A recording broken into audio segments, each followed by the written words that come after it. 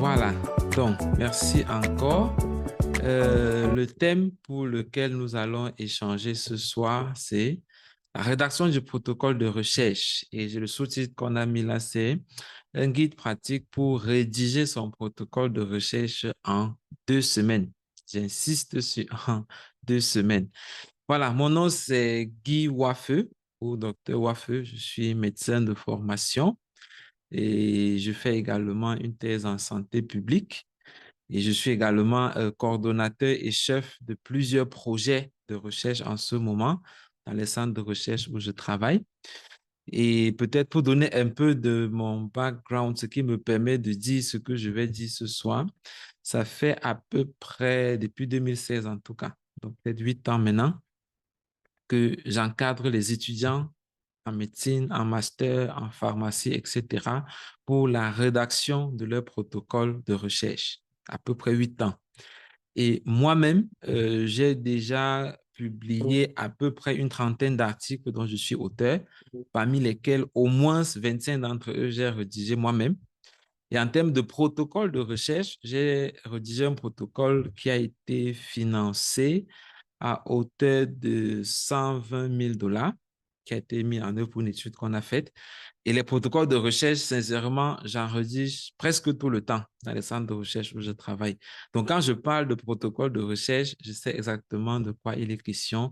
Et c'est avec beaucoup de joie donc, que je vais partager aujourd'hui quelques aspects, quelques astuces de ce qu'on aura à voir.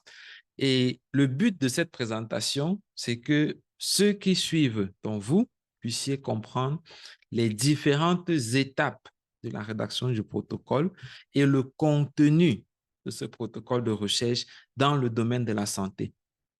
Voilà, c'est vraiment ça le but. Comprendre les étapes et donc comment est-ce que ces étapes peuvent rentrer dans une période assez courte, comme 2 semaines par exemple, et surtout comprendre le contenu. Parce que ce qui va souvent faire problème, c'est si on ne sait pas qu'est-ce qui entre dans le contenu, on aura du mal à savoir où trouver et à pouvoir rédiger rapidement.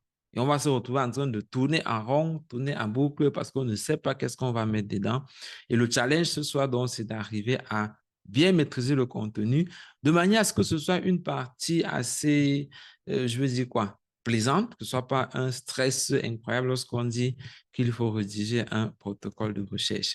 Et comme je l'ai dit, pour ceux qui vont suivre jusqu'à la fin, il y a mon assistante qui est connectée aussi.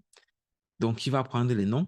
Bon, cette fois-ci, pas les noms des bavards comme on faisait en classe, mais de ceux qui seront là jusqu'à la fin. Et il y a une surprise, un bonus que nous avons préparé pour chaque personne, bien évidemment dans le sens de la rédaction du protocole de recherche. Voilà, donc, soyez bons, soyez prêts, tenez jusqu'à la gare et vous pourrez voir. Donc, on va y aller. Déjà, c'est quoi un protocole de recherche? Donc, c'est un document en général qui va être rédigé par la personne qui fait la recherche, celui qu'on va appeler donc l'investigateur principal, qui pour le cas d'espèce, pour la plupart de ceux qui sont connectés ce soir, représente l'étudiant qui fait le travail. Ou dans les centres de recherche, c'est le chercheur qui porte le projet, qui est donc l'investigateur principal. Et le but pour lequel on rédige un protocole, et ça, il faut vraiment garder cela à l'esprit. Ce n'est pas pour remplir une formalité, non. Le protocole, ce n'est pas juste pour remplir des espaces qui sont prévus. On a prévu tes zones remplies jusqu'à ce qu'on a fini. Alléluia, bravo, on a terminé. Non. Mais le but du protocole, premièrement, c'est d'expliquer pourquoi est-ce que le travail de recherche est fait. C'est-à-dire, celui qui vous écoute, celui qui vous suit ou celui qui lit votre protocole devrait à la fin pouvoir comprendre pourquoi est-ce que vous menez ce travail de recherche. Ensuite, il faut préciser quels sont les objectifs que vous poursuivez et quel est le plan de travail qui sera suivi. C'est pour ça qu'on rédige un protocole, en fait. De manière à ce que même si quelqu'un d'autre doit faire le travail à ma place, il le fera exactement comme moi je l'aurais fait parce que j'aurais précisé tous les détails du plan de travail qui sera suivi. Donc, c'est ça, les détails de la mise en œuvre du projet. Et aussi, c'est pour démontrer la valeur éthique. On va le voir dans la suite. Le protocole de recherche est aussi là pour permettre à ceux qui vont évaluer mon travail, en l'occurrence au comité d'éthique, de vérifier si le travail que je vais faire respecte les principes éthiques. Et c'est donc finalement le document qui contient tous ces éléments qu'on va appeler un protocole de recherche.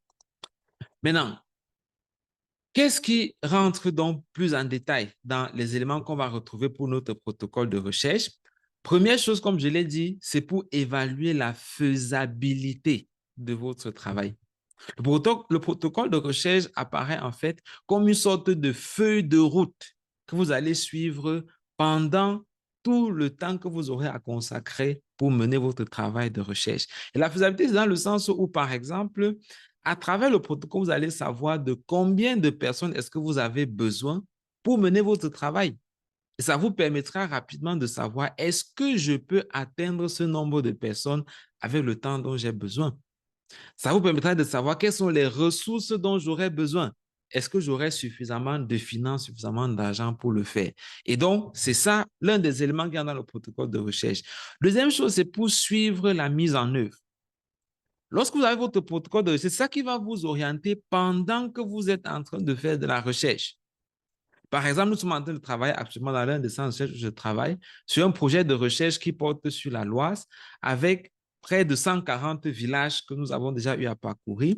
Et c'est parce que dans le protocole, on a défini à l'avance le nombre de personnes à voir dans chaque village, les données qu'on va collecter sur ces personnes, les différents villages qu'on va voir, que ça nous permet justement de faire un suivi et de savoir à chaque fois où est-ce qu'on en est, dans quel village on va aller, est-ce qu'on est en train de suivre le plan tel qu'il avait été prévu. Également, c'est le protocole qui va vous permettre d'avoir des autorisations et de trouver du financement. Je l'ai évoqué d'entrée de jeu dans mon propos. Mais pour qu'on vous donne de l'argent pour faire la recherche, il faut un protocole qui décrit ce que vous allez faire, qui décrit le contenu. Pour qu'on vous donne une clearance éthique, pour qu'on vous donne une autorisation administrative pour la recherche, il faut un protocole de recherche qui va contenir les différents éléments qu'on va voir ce soir. Pour qu'on vous autorise même à l'université, que ce soit pour le master, pour la thèse, etc., à faire votre travail, il faut un protocole qui est validé et qui est approuvé pour avoir cette autorisation-là. Également, le protocole permet d'évaluer la pertinence de votre travail. Si quelqu'un me dit, par exemple, je fais une étude sur le diabète, par exemple, son travail peut être pertinent, comme ça peut être un travail qui est complètement inutile, comme beaucoup de travaux que malheureusement on a souvent l'occasion de voir chaque année. C'est à travers le protocole qu'on peut juger est-ce que ce travail est pertinent ou est-ce que ça ne vaut pas la peine de le faire. Également, le protocole va permettre d'évaluer la valeur éthique, comme je l'ai dit précédemment, et de vérifier que le contenu qui est dans ce travail est authentique. C'est la personne qui a rédigé qui est vraiment auteur. Donc, finalement, le protocole apparaît vraiment comme une feuille de route qui va vous indiquer comment est-ce qu'on procède jusqu'à la fin, quelles sont les personnes qu'on étudie, les données qu'on collecte, etc., etc. Et c'est pour ça que c'est important de rédiger un protocole de recherche qui soit pertinent, qui soit soutenable et qui soit clair. Et c'est l'une des raisons pour lesquelles on est là ce soir. Donc, en termes de contenu, ce qui va constituer en fait l'essentiel de notre échange ce soir, le protocole va contenir une introduction, en général, des objectifs, une revue de littérature, ensuite la partie méthodologie et puis les références et ce qu'on peut appeler des parties complémentaires. On va avoir le consentement, la notice d'information, la fiche éthique qu'on aura, les questionnaires et tout ce qui peut aller dans ce sens-là. On va revenir sur chaque élément, au moins de manière brève, pour présenter qu'est-ce qui rentre là-dedans et comment est-ce qu'on fait pour rédiger chacun des éléments qu'on aura de manière à pouvoir boucler son protocole le plus rapidement possible et pouvoir y arriver. Voilà, voici le nœud où j'allais dire le secret de ce qui justifie le thème que nous avons eu. Rédiger son protocole en 2 semaines, c'est possible. Et je précise d'ailleurs que 2 semaines, j'ai envie de dire, c'est même exagéré dans certains cas, parce qu'il m'est arrivé de rédiger des protocoles de recherche entiers en 3 jours. Je pèse bien mes mots, en 3 jours. C'est d'ailleurs une étude que j'ai eu l'occasion de présenter à un congrès international à Prague en septembre passé. Ce protocole, je l'ai rédigé en 3 jours. J'ai pu collecter les données, analyser, faire un abstrait qui a été présenté. Donc, quand je parle de 2 semaines, en fait, c'est tellement possible. Évidemment, il va falloir y travailler pendant les 2 semaines, bien sûr, sinon ce serait de la magie. C'est pas que je dis, OK, j'ai 2 semaines et puis je me balade, je vais au casino, je vais appeler, je vais au supermarché et puis après pour faire un protocole. Non, ça, ce serait de la magie. Mais c'est de dire, en se consacrant et en y travaillant, au bout de 2 semaines, on est capable d'avoir un protocole de recherche qui soit bien établi, qui soit bien rédigé et qui soit cohérent. Donc, voici le plan qu'on peut suivre à ce sujet. La première semaine sera souvent consacrée à choisir un sujet de recherche, mais parce que si on dit protocole de recherche, c'est parce qu'il y a un sujet de recherche sur lequel on va travailler et de formuler le problème de recherche qu'on a, de faire la recherche documentaire. C'est un plan qu'il est possible de suivre. La première semaine sera consacrée à choisir son sujet, faire la recherche documentaire et faire ce que je vais considérer ici comme la partie théorique de manière plus globale. On peut consacrer une journée, voire moins, à choisir un sujet de recherche, à le formuler et à définir une question de recherche qui va avec. Je dis voire moins parce que lorsqu'on sait comment choisir un sujet de recherche, en fait, pour chaque pathologie que vous me donnez, par exemple, je suis capable de vous donner à l'instant au moins 7 sujets de recherche qui sont pertinents sur cette pathologie-là. Parce que justement, il y a une méthode pour faire un travail de recherche, pour choisir un sujet de recherche. Et je vous recommande d'ailleurs, si vous allez sur notre page YouTube de Building Medical Research in Africa, vous verrez l'une des vidéos que j'ai faites sur le problème de recherche, ou en d'autres termes, comment choisir un sujet de recherche. Et vous verrez, quand vous avez compris le principe, si vous dites, OK, je suis intéressé par l'hyperthyroïdie, vous avez la possibilité d'avoir 7 sujets pertinents sur l'hyperthyroïdie à l'instant. Donc, même quand je mets une journée, c'est parce que j'essaie d'être un peu large, voilà, peut-être le temps de regarder la vidéo, de comprendre comment ça fonctionne. Mais normalement, le premier jour avant qu'il ne s'achève, vous avez bouclé avec votre sujet de recherche et la question de recherche.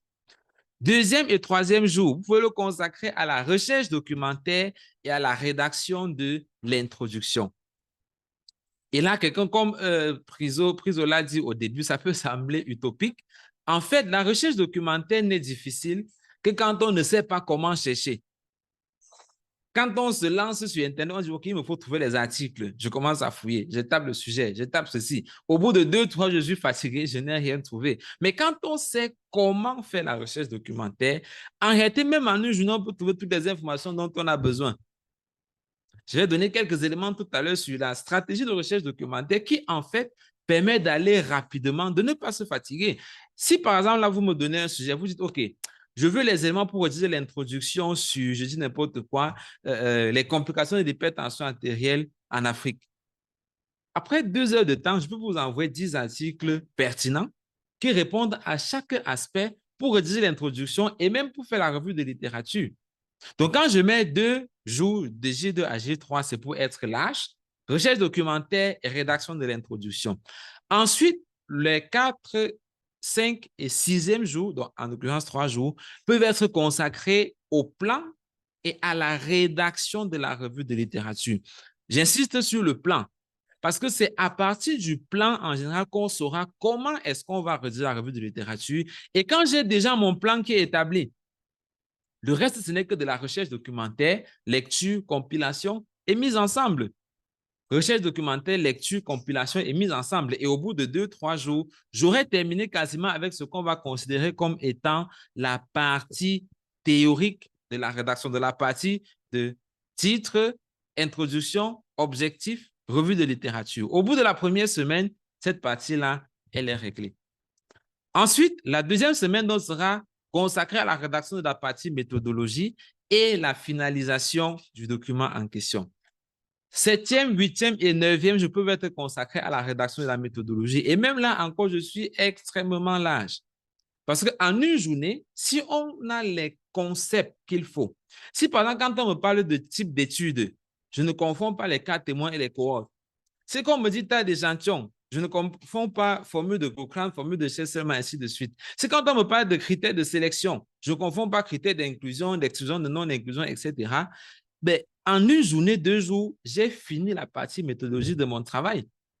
Là, j'ai été large en disant 3 jours du 7e, 8e et 9e jour. Et en fait, après ça, tout ce qui reste pour boucler, c'est le questionnaire.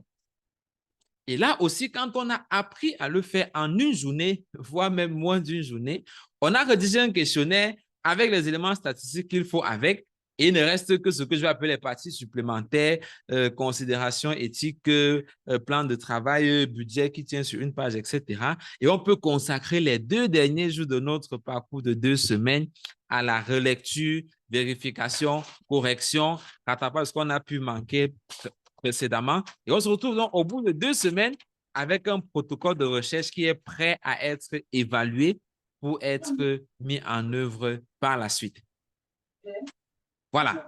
Je vais continuer donc en entrant un peu plus en détail sur chacun des éléments que j'ai évoqués là, parce que c'est ça justement qui va nous permettre de comprendre un peu quand je dis on le fait en 2 semaines, voire moins, qu'est-ce qui rentre effectivement dans chacune de ces parties.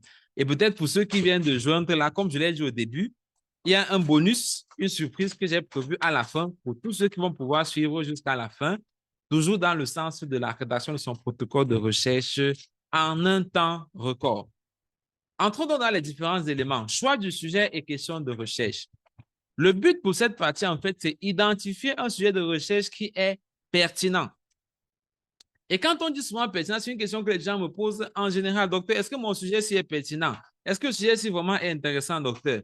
La pertinence d'un sujet se juge en général sur 2 aspects. Premier aspect, le fait que ton sujet vienne résoudre un problème qui est identifié. Dès que tu peux me dire quel est le problème que ton sujet de recherche résout, alors je peux te garantir, tu as validé le premier aspect. Deuxième aspect se trouve dans la méthode que tu vas utiliser pour résoudre ce problème-là. Donc, un sujet pertinent, c'est un sujet qui résout un problème et qui est fait suivant une méthode qui permet de manière claire, de manière reproductible, de manière efficace, d'atteindre l'objectif qu'on s'est fixé. Et comme je l'ai dit, je vous refais encore cette vidéo que j'ai faite sur le choix du sujet de recherche qui va vous permettre justement en une journée de choisir un sujet de recherche qui est pertinent. Maintenant, la question de recherche en général va juste découler du sujet de recherche lui-même, tout simplement. Maintenant, ce que je vous conseille pour le choix du sujet, c'est de choisir un sujet qui vous passionne ou qui est en lien avec la spécialité que vous avez envie de faire, qui vous intéresse. Quand vous regardez votre parcours dans le domaine de la santé, que ce soit en laboratoire, en santé publique ou dans les spécialités médicales, etc., de prendre un sujet qui va dans le genre d'une spécialité qui vous intéresse d'abord. Parce que sur le chemin de la mise en œuvre, vous aurez besoin d'aimer ce que vous faites afin de pouvoir continuer jusqu'à la fin. Deuxième chose, si vous avez un sujet qui peut s'appliquer sur les problématiques actuelles qui intéressent la plupart des personnes, qui sont un réel problème dans l'environnement où vous travaillez, ce serait pertinent. Et puis, formuler la question de recherche pour qu'elle soit faisable dans les délais qui sont impartis. C'est quelques éléments que je donne comme ça, mais après, on a d'autres ressources qui peuvent vous être utiles pour entrer plus en détail, pour mieux comprendre en fait comment est-ce qu'on arrive à formuler son sujet et la question de recherche. Parlant donc de la recherche documentaire, comme je l'ai dit précédemment, je vais vous donner, et ça c'est un aperçu que j'ai extrait de l'un des modules de formation que nous avons sur la recherche documentaire, où de manière théorique et pratique, avec démonstration à l'appui, on montre comment est-ce qu'on arrive à faire cette recherche documentaire-là. Vous avez la vidéo gratuitement sur notre page YouTube qui va justement vous permettre de mieux comprendre et de pouvoir vous imprégner. Donc, un aperçu, c'est ceci. Pour faire recherche documentaire, première chose, il faut identifier l'information que je cherche de manière précise. Quand je fais mon introduction, par exemple, je fais un plan de l'introduction et je sais par exemple qu'il me faut, premier point, avoir la définition du diabète. Deuxième point, avoir la prévalence du diabète à l'échelle mondiale et en Afrique et au Cameroun. Troisième point, avoir le taux de complication du diabète quand ce n'est pas pris en charge. Je dis n'importe quoi. Et là, je sais précisément quelles sont les informations que je veux. C'est ça qui va me permettre donc de me lancer sur Internet pour faire ma recherche documentaire. La plus grosse bêtise, j'espère que certains ici ne l'ont pas encore fait, j'espère, c'est d'aller taper son sujet de recherche sur Google. Genre, j'ai fait une étude sur déterminant de la survenue des complications chez les patients diabétiques au Cameroun. Je n'ai pas tapé sur Google. Déterminant de la survenue des complications chez les patients diabétiques. Mais dis-toi que si ça existait, c'est que ton étude ne serait plus intéressante. Donc, la plus grosse bêtise, comme je dis, c'est d'aller taper son sujet de recherche en ligne et de croire qu'on va trouver quelque chose. Mais il faut au contraire fragmenter ce qu'on cherche et savoir précisément quelle est l'information que je veux avoir. Ça, c'est la première étape. Ensuite, il faut identifier les mots-clés de cette information que je cherche. Et là, justement, on a quelques sigles qui facilitent, quelques cadres théoriques. Il y a le PICO, population, intervention, comparaison et outcome. Il y a le COCOPOP, qui est pour context, condition et population. Il y en a d'autres comme ça, qui permettent justement d'identifier quels sont les mots-clés de l'information que j'ai envie d'avoir. Ensuite, rechercher les synonymes de ces mots et les mots de la même famille. Si par exemple, dans mes mots-clés, j'ai diabète, j'ai prévalence, j'ai Cameroun, ben, je vais chercher les synonymes et je crois la traduction en anglais aussi, tel que l'autre point montre là. Traduction en anglais et les synonymes de ces mots en anglais là. Je vais avoir diabetes mellitus, je vais avoir type 2 diabetes, etc. Les autres façons dont c'est formulé, je vais avoir prevalence, je vais avoir frequency, je vais avoir occurrence. Ça sont les autres synonymes que j'aurai là. Ça va me permettre en fait de construire ce qu'on appelle ma stratégie de recherche, que certains d'entre vous ont peut-être vu pour ceux qui ont regardé un peu les revues systématiques, de construire une stratégie de recherche pour l'information que je suis en train d'essayer d'obtenir. Et c'est avec cette stratégie de recherche donc que je vais aller implémenter dans le moteur de recherche pour obtenir mon résultat. Ça peut avoir l'air un peu long, surtout quand on explique, surtout quand on ne voit pas la pratique. Mais je vous garantis, quand vous arrivez à maîtriser ça, ça commence à devenir un automatisme. Je veux telle information, je vais chercher à tel endroit, je prends ici, et en 5-10 minutes, j'ai les éléments dont j'ai besoin pour l'information qui m'intéresse et pour rédiger la partie de mon travail qui correspond à ce que je suis en train de rédiger. Et ça va être utile donc pour l'introduction et pour la revue de littérature.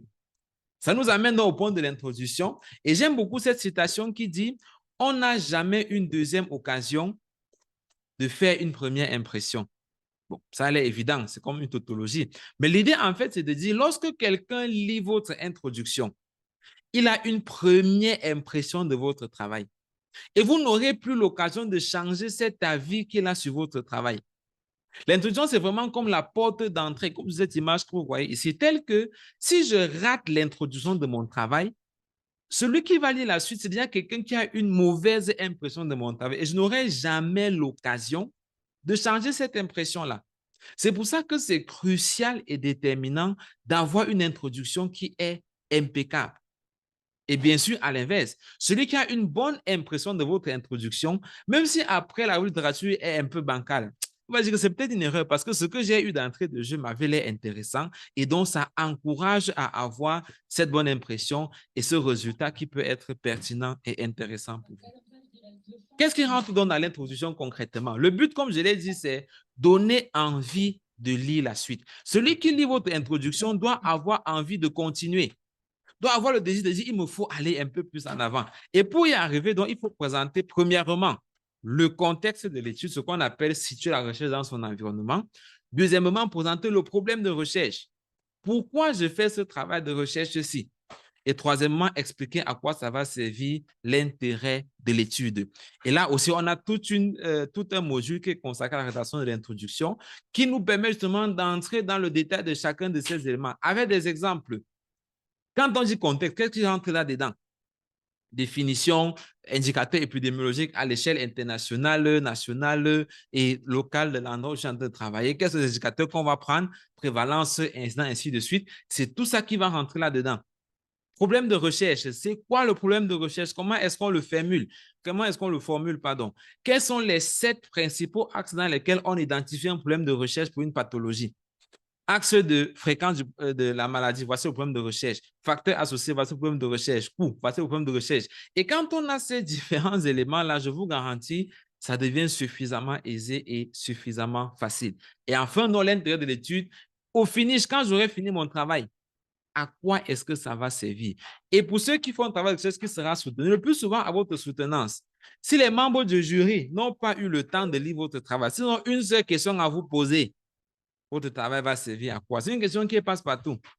Et donc, quand j'ai bien fait mon introduction, je peux répondre aisément à cette question-là. Et même celui qui lit mon introduction aura envie de lire la suite de mon travail parce qu'il comprendra à travers l'introduction à quoi mon travail va servir. Maintenant, les objectifs de recherche doivent être clairs, doivent préciser clairement ce qu'on veut réaliser, ce qu'on veut obtenir à la fin comme résultat. J'insiste sur comme résultat. Parce que l'objectif de recherche doit pas être confondu avec les éléments de la méthodologie. Et comme je discutais avec un collègue, même aujourd'hui encore, on regardait ensemble son protocole de recherche, il y a beaucoup de confusion que les gens font sur la méthode que je vais adopter et le résultat que je vais obtenir. Par exemple, si je fais une étude sur prévalence de l'hypertension artérielle, mon objectif ne peut pas être mesurer la pression artérielle des participants que je vais recruter. Non, parce qu'il n'y a pas un résultat que je vais rendre dans mon travail à la fin comme mesure. En fait, la mesure va me donner juste les données que j'aurais besoin d'analyser. Mais le résultat que je vais rendre, en fait, c'est par exemple la prévalence de l'hypertension. Donc, mon objectif de recherche peut être de déterminer la prévalence de l'hypertension artérielle dans ma population. Maintenant, dans ma méthode pour atteindre cet objectif, je vais devoir mesurer la pression artérielle des participants à mon étude.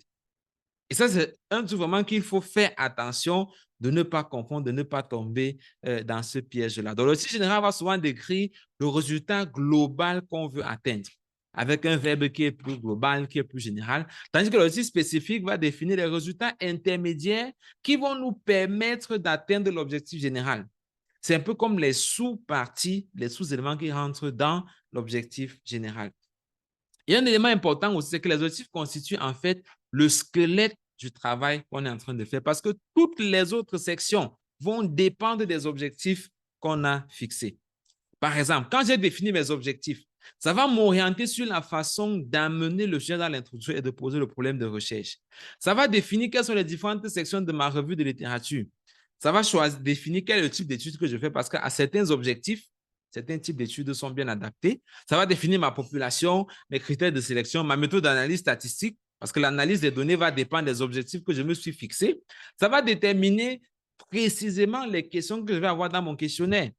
Parce que c'est en fonction de mes objectifs que je définis les questions à collecter, parce que le questionnaire vise à avoir les données pour atteindre mes objectifs de recherche.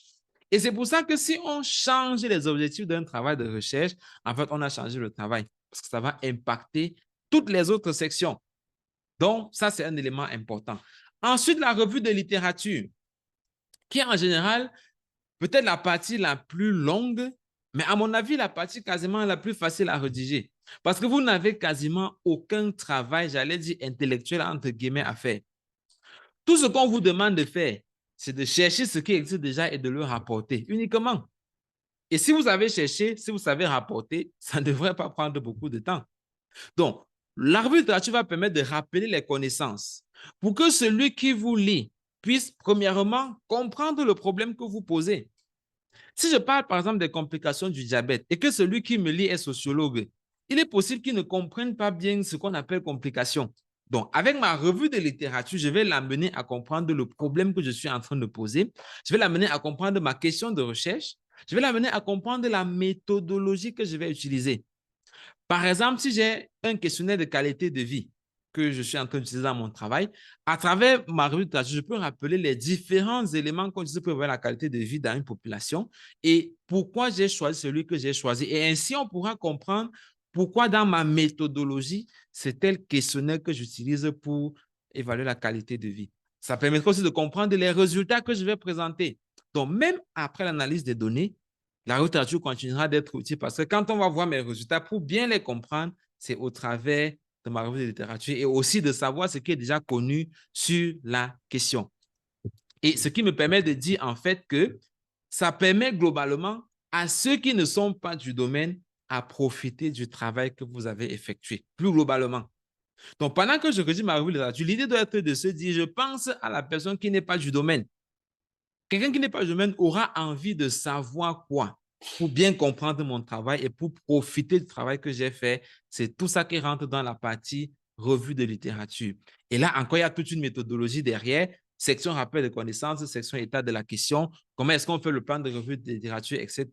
Et une fois qu'on a maîtrisé ces éléments, ça devient un peu plus facile à gérer. La partie qui, à mon avis, est peut-être la plus intellectuelle, et je dirais peut-être la plus ingrate, dans le sens où ça nécessite plus de connaissances pour peu de textes. Par exemple, pour choisir le type d'étude, qui est peut-être juste une phrase ou deux phrases, il me faut par exemple regarder 2 ou 3 vidéos d'1 heure chacune, comme dans ce que nous avons dans nos modules de formation, pour à la fin ressortir avec la bonne phrase de manière à pouvoir l'expliquer. Et ça me permet peut-être d'apporter un élément supplémentaire à ce que j'ai dit au début. Effectivement, quand je parle de rédiger un protocole de recherche en 2 semaines, voire moins, c'est en partant sur la base qu'on a pu acquérir les compétences ou les connaissances qui sont nécessaires pour rédiger. Parce que, évidemment, si quelqu'un n'a aucune notion en termes de recherche, quant au type d'étude, il ne comprend pas ce que ça veut dire, il est peu probable qu'en 2-3 jours, il finisse la méthodologie. Mais pour quelqu'un qui a pris le temps de comprendre ces notions, de les assimiler, 2 semaines, c'est beaucoup pour rédiger un protocole de recherche pour un travail de master ou un travail de thèse de médecine comme ce que la plupart des personnes font. Et c'est ça tout l'intérêt, en fait, de pouvoir bien comprendre ces aspects méthodologiques ou de rédaction de protocole en général pour pouvoir aller un peu plus vite. Donc, la méthodologie va nous permettre de comprendre comment est-ce que la recherche sera menée. En l'occurrence, quel est le type d'étude qu'on va utiliser, quel est le lieu où on va mener son travail. Et en général, dans le lieu, il faut donner un peu plus d'explications, exactement de manière à ce que quelqu'un qui n'est jamais allé dans ce lieu puisse avoir une image claire. Et donc, l'idée, ce n'est pas seulement de dire, mon étude sera faite à l'hôpital central de Yaoundé et de passer là-dessus. Celui qui vit en Inde, par exemple, quand il lit mon travail, ne sait pas ce que ça veut dire l'hôpital central de Yaoundé. Il peut penser que c'est une case de santé qui est dans un coin de la ville. Donc, lieu d'étude revient aussi à décrire de manière à ce que celui qui n'a jamais été à cet endroit puisse avoir une idée suffisamment claire. Population étudiée, ça renvoie à population cible, population source avec les critères de sélection, inclusion, exclusion, etc. Ensuite, on a l'échantillonnage qui nous permet de dire donc quel est l'échantillon qu'on va utiliser et secondairement, c'est quoi la taille de l'échantillon qu'on va considérer. L'échantillon renvoie surtout à la méthode que je vais utiliser pour les sélectionner et la taille de l'échantillon renvoie au nombre de personnes que je vais sélectionner. Et c'est deux choses bien différentes. Malheureusement, il y a souvent beaucoup de confusion. Souvent, certaines personnes, ils mettent échantillonnage, ils parlent de la taille de l'échantillon, ce qui justement n'est pas cohérent. Par exemple, si je dis, je veux faire une étude qui va inclure les étudiants en médecine de la faculté de médecine de Douala. Ça, c'est ce que je veux faire. L'échantillonnage va consister à dire, par exemple, comment est-ce que je vais sélectionner ces participants. Une personne peut dire, je vais me placer à l'entrée de la faculté le matin. Les gens qui arrivent, je vais les prendre au fur et à mesure qu'ils arrivent à l'école. Ça, c'est une façon de sélectionner. C'est une méthode d'échantillonnage. Un autre va dire, je vais aller au décanat. Plus simple, je prends la liste des étudiants qui sont inscrits et je choisis au hasard les étudiants parmi ceux-là. C'est une méthode d'échantillonnage. Un autre peut dire, OK, j'ai mon cousin qui est étudiant en médecine, vraiment, il faut qu'il me donne les noms de ses camarades qu'il a dans son téléphone. C'est aussi une méthode d'échantillonnage. On peut avoir un nombre infini de méthodes pour sélectionner son échantillon. La taille d'échantillon, par contre, me dit combien de personnes je vais prendre. Dans chacune des méthodes que j'ai citées, je peux dire, OK, à la fin, il me faut 60 personnes. Quelle que soit la méthode que j'ai évoquée précédemment, dès que j'ai atteint mes 60, pour moi, c'est bon. Donc, ça, c'est autre chose qu'on va appeler le calcul de la taille de l'échantillon, qui est différent de la méthode d'échantillonnage. Ensuite, on va parler de la procédure de collecte des données. Comment est-ce que je vais collecter les données concrètement chez ces personnes et des données même qui seront collectées. Et ensuite, la méthode d'analyse de ces différentes données-là. Et là, je vais également vous refaire à l'une des vidéos que nous avons fait, je crois, au début de cette année, qui parlait précisément de la collecte des données. C'est quoi les données de bonne qualité? Comment est-ce qu'on fait pour être sûr d'avoir des données de bonne qualité? Comment est-ce qu'on rédige même la partie collecte des données dans son travail de recherche? Donc, c'est ça qui va entrer globalement dans la méthodologie du travail. Après, on a les autres sections, donc considération éthique, qui vont avoir des éléments comme comment je fais pour obtenir la clairance éthique, le consentement éclairé, la vie privée des personnes, questions de confidentialité, préjudice apporté ou pas. Et ici, je vais peut-être évoquer une autre ressource que nous avons qui est suffisamment utile dans ce sens. C'est le livre dont je suis l'auteur qui est intitulé « Guide pratique d'initiation à la recherche quantitative en santé ». Et le premier chapitre est consacré uniquement aux questions d'éthique. Tout un chapitre où on parle de c'est quoi l'éthique, surtout dans le domaine de la recherche et de manière pratique, comment est-ce qu'on arrive à se rassurer que son étude respecte des principes éthiques. C'est quoi la déclaration d'Helsinki que la plupart des personnes citent sans jamais avoir vu à quoi ça ressemble. C'est quoi les 4 piliers qu'on a dans l'éthique. En fait, de pouvoir comprendre cette demande, est-ce que quand je rédige mon paragraphe considération éthique, je sais de quoi je parle et qu'est-ce qui rentre là-dedans. Voilà. Et enfin, donc, on a les références bibliographiques. qui le plus souvent peut représenter un casse-tête, mais alors un vrai casse-tête, surtout quand on n'en a pas la maîtrise. Parce que ça doit contenir toutes les sources d'informations que j'ai utilisées et qui sont citées en respectant une norme, comme par exemple la norme de Vancouver, qui est la plus utilisée dans le domaine de la santé ou de la recherche qu'on fait dans le domaine de la santé. Donc, et ça, il faut bien le comprendre, bien le maîtriser et pouvoir l'implémenter, surtout en utilisant les logiciels de référence bibliographique, comme quelques-uns que vous avez à l'écran là. Zotero, Mendeley, EndNote, il y en a une pléthore. Voilà. Le principal avantage des logiciels étant que ça vous facilite la tâche lorsqu'il faut faire une mise à jour, premièrement. Et ça vous permet aussi de citer les références en respectant d'emblée la norme que vous avez choisie.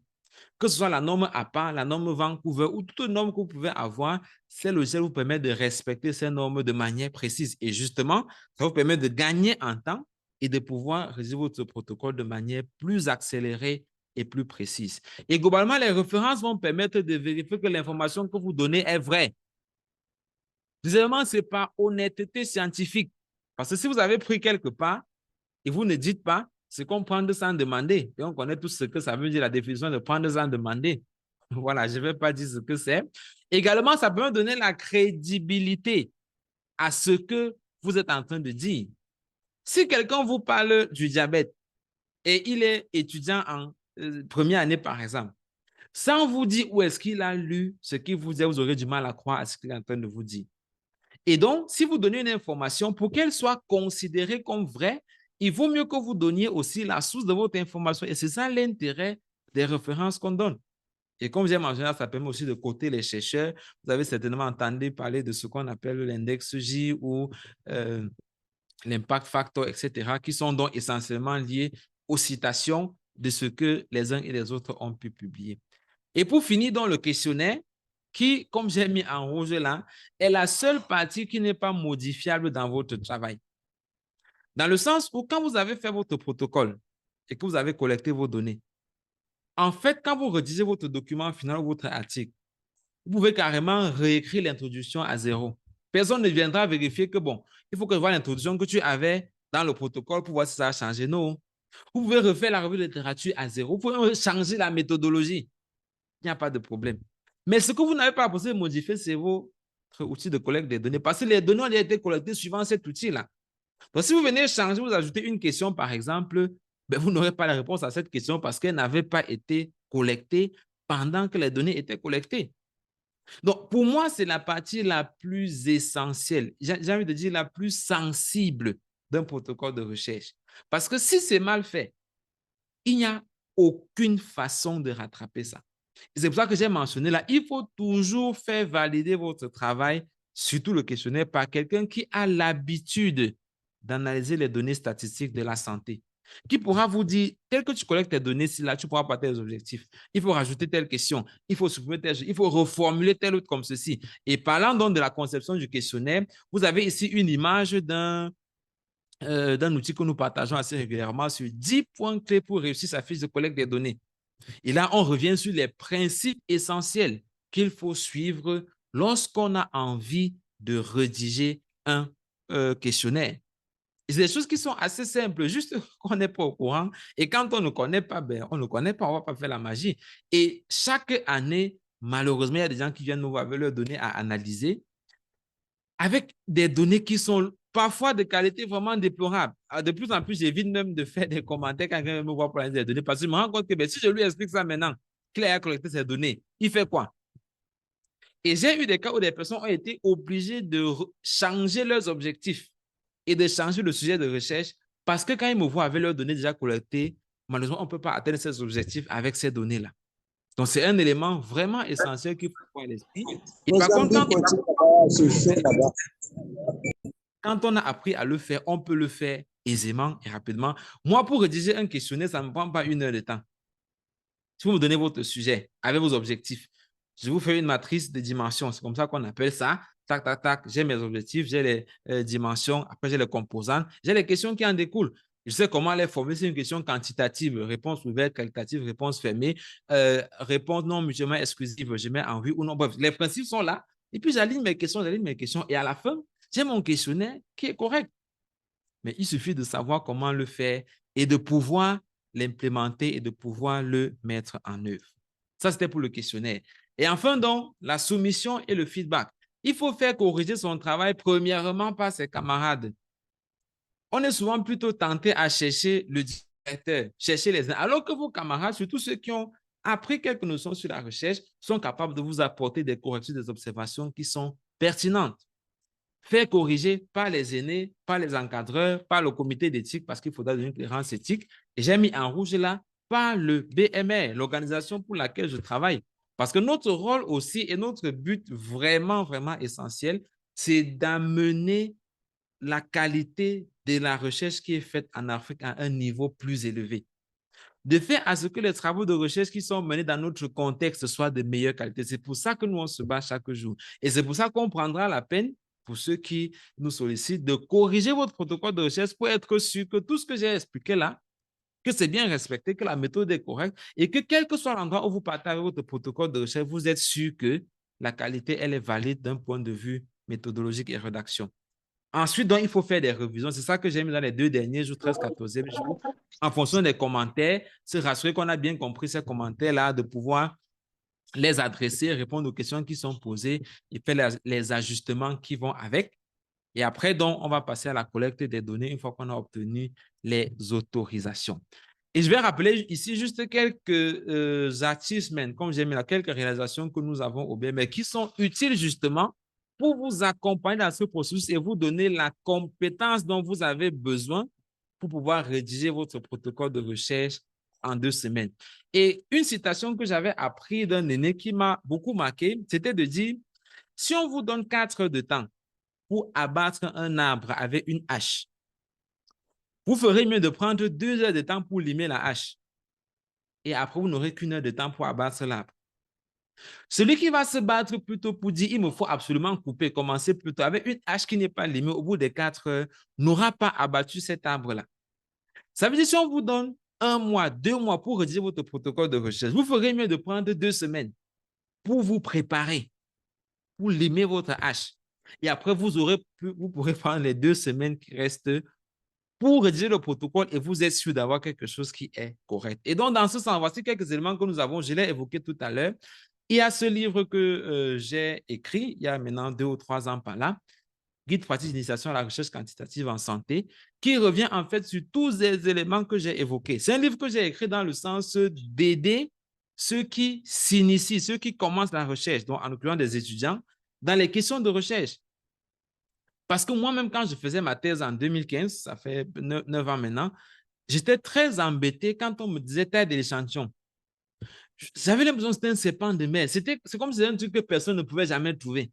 Quand on me disait type d'étude, chacun savait sa part. Et du coup, après, je me suis dit, autant sortir un document qui est clair avec des références où chacun peut se retrouver et peut sortir les éléments dont il a besoin pour rédiger son document. Vous avez notre page YouTube que j'ai mis en capsule. Là, ça, c'est une photo d'il y a peut-être 2 ans où on avait déjà 39 vidéos. Maintenant, on a plus de 50 vidéos qui sont complètement disponibles et gratuites et qui vous permettent justement de vous équiper pour pouvoir rédiger votre protocole de recherche en 2 semaines. Et ça, c'est une photo d'une des formations que nous avons eu à faire parce que nous faisons aussi des séminaires en présentiel. Ça, c'était sur la rédaction du protocole. Cette année, on en a eu sur l'analyse des données. On est en train de préparer certains encore sur la rédaction d'articles, etc.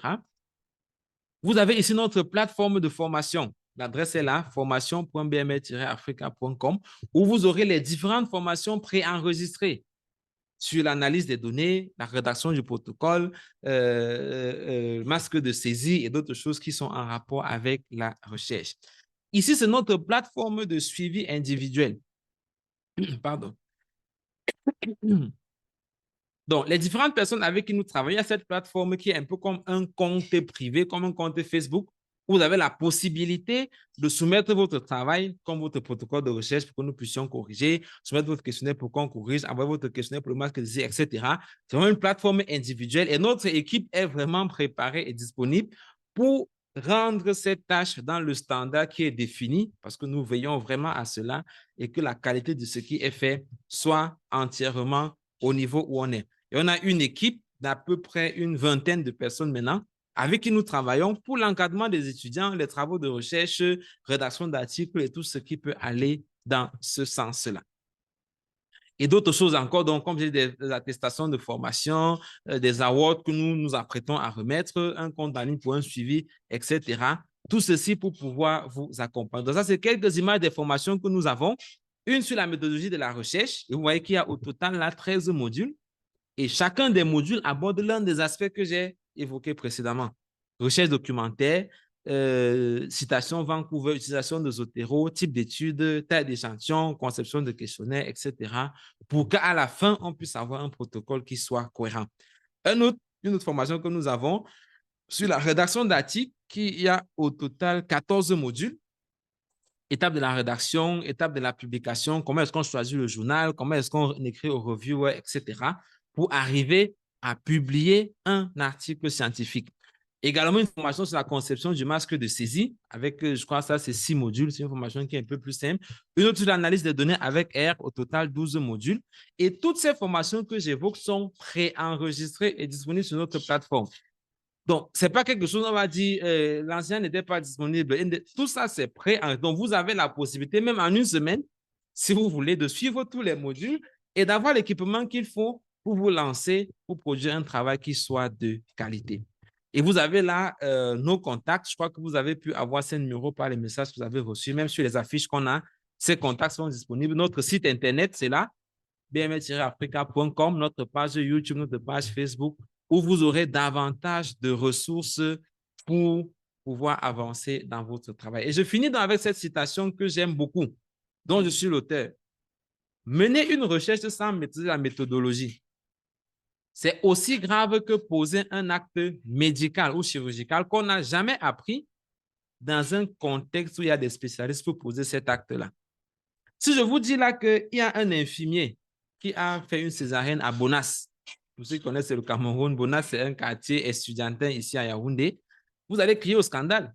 Mais comment un infirmier ou un étudiant se permet de faire la césarienne en plein Yaoundé, à quelques mètres du CHU, où il y a des gynécologues et des chirurgiens à n'en plus finir, justement parce qu'il n'en a pas la maîtrise. C'est le même sentiment que moi j'ai quand on me dit que quelqu'un a rédigé un protocole de recherche sans jamais avoir appris. Mais comment quelqu'un peut faire quelque chose d'aussi grave alors qu'on a la possibilité d'apprendre et de pouvoir s'équiper? Et j'espère avoir pu répondre aux attentes des uns et des autres et donner les éléments justement qu'il faut pour pouvoir rédiger un protocole de recherche en 2 semaines, voire moins. Voilà, là, je me rends compte qu'il y a quelques-uns quand même qui ont pu tenir jusqu'à la fin. Je crois que je vais partager avec vous le bonus que j'ai prévu pour la fin. Voilà, vous le voyez certainement à votre écran là. Là, vous avez la primauté, j'allais dire la primeur, l'exclusivité de cette image ou de ce document qui est intitulé « Canevas de rédaction du protocole de recherche ». Un guide pratique pour les étudiants en médecine, pharmacie, sciences bucco-dentaires et master dans le domaine de la santé, dont je suis l'auteur. C'est un document qui est un peu comme un guide, comme c'est mentionné là, que je vais vous donner gratuitement à tous ceux qui ont suivi cette masterclass jusqu'à la fin. Et vous verrez, c'est en fait comme un template qui explique pour chaque section ce qui va rentrer là-dedans pour vous permettre justement de pouvoir rédiger votre protocole de recherche de manière simple, de manière cohérente. Donc, pour tous ceux qui sont restés jusqu'à la fin, comme je l'ai dit à mon assistante là, qui se charge de noter ceux qui sont là, vous allez juste lui faire un message. Je vais remettre le numéro dans le chat là et elle vous enverra donc ce document en PDF pour que vous puissiez l'utiliser pour votre travail de recherche. Donc, je vais peut-être juste revenir sur l'image qui a les différents contacts. D'ailleurs, vous les avez, comme je l'ai dit, dans les différents messages qui ont été partagés. Et si vous avez suivi jusqu'à la fin, on vous l'enverra et ce sera le bonus et l'encouragement pour l'effort que vous avez eu de pouvoir suivre jusqu'à la fin. Et je vois une question dans le chat là aussi, comment s'inscrire à nos formations sur notre plateforme? Ce n'est pas le même canal, vous laissez juste un message, je veux apprendre plus de telles choses, je veux savoir ceci, et on se fera le plaisir de vous donner plus d'éléments et plus d'orientation sur comment suivre ces différentes formations. Voilà.